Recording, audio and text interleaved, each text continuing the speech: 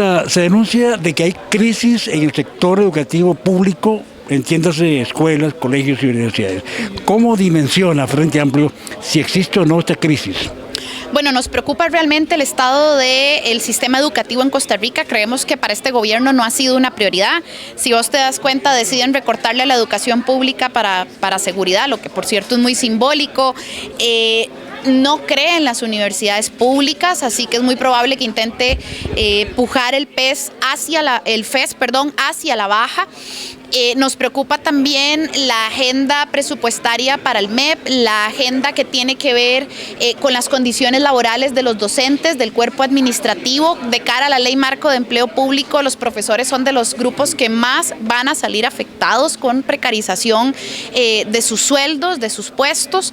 Y bueno, nos preocupa en general la falta de inversión también en cultura, en deporte.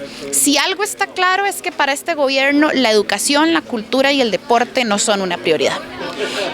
Inclusive el proyecto de jornada de 12 horas refleja que lo que pretenden es que la gente joven termine precarizada en trabajos cuyo horario no permite estudiar, cuyo horario es restrictivo, cuyo horario además no reconoce el pago de horas extra.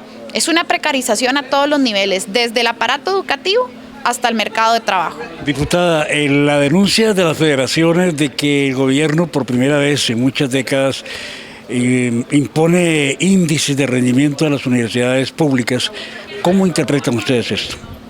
Claro, lo que hay que preguntarse es qué es un índice de rendimiento en una universidad pública. Por ejemplo, el área de investigación, quizás personas que nunca hayan dedicado una parte de su tiempo a investigar, quizás no tienen claro que para que una investigación de biotecnología o de ciencias sociales o de cualquier otra inteligencia artificial, ahora que está de moda. Claro, cualquiera de esas investigaciones toma muchos años y primero hay muchos errores y muchos fracasos de los que se aprende para finalmente generar un producto científico viable, eficaz, oportuno.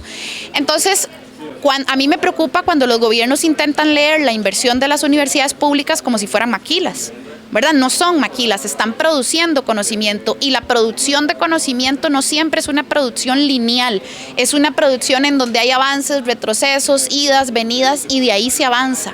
Así que habría que tener mucho cuidado con cómo se entiende ese indicador. ¿Usted lo interpreta como que es una imposición desde el punto de vista empresarial?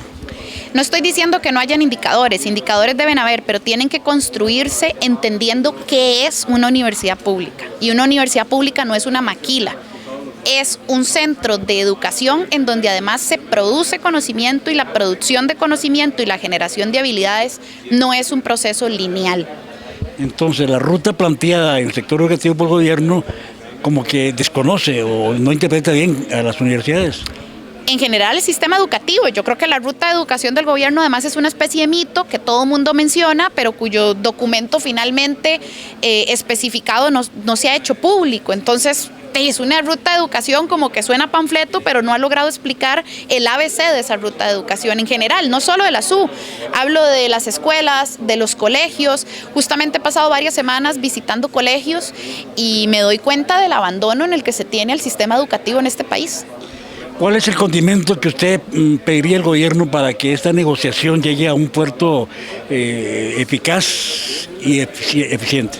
En lo que respecta a la negociación del FES en concreto, creo que es necesario que el gobierno comprenda a las federaciones de estudiantes y a las partes involucradas como equivalentes, como personas legitimadas para hablar en nombre de sectores sociales que no deben ser menospreciadas y cuyos argumentos no deben ser ni vulgariados ni ignorados, deben ser considerados con seriedad. Esa es la regla elemental de un proceso de negociación, que yo considere a la contraparte un equivalente al que respeto y escucho. Si el gobierno no es capaz de hacer eso, las negociaciones se vuelven verticales y autoritarias.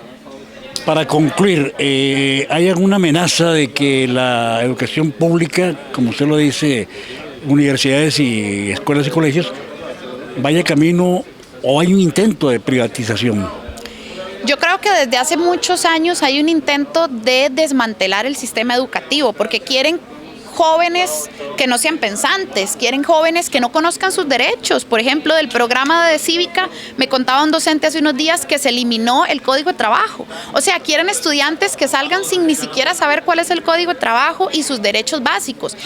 A quienes les conviene que el sistema educativo se desmantele es a los gobiernos corruptos, a las oligarquías que quieren precarizar a los trabajadores, quieren mano de obra barata no calificada, que no se queje, que no reclame, que no piense por sí misma. Y por eso es que nosotros apostamos por invertir en la educación pública y vamos a seguir insistiendo en defenderla, porque es el mecanismo de garantizar que la gente pueda pensar libremente, que tenga herramientas para enfrentar la vida bajo su propio pensamiento.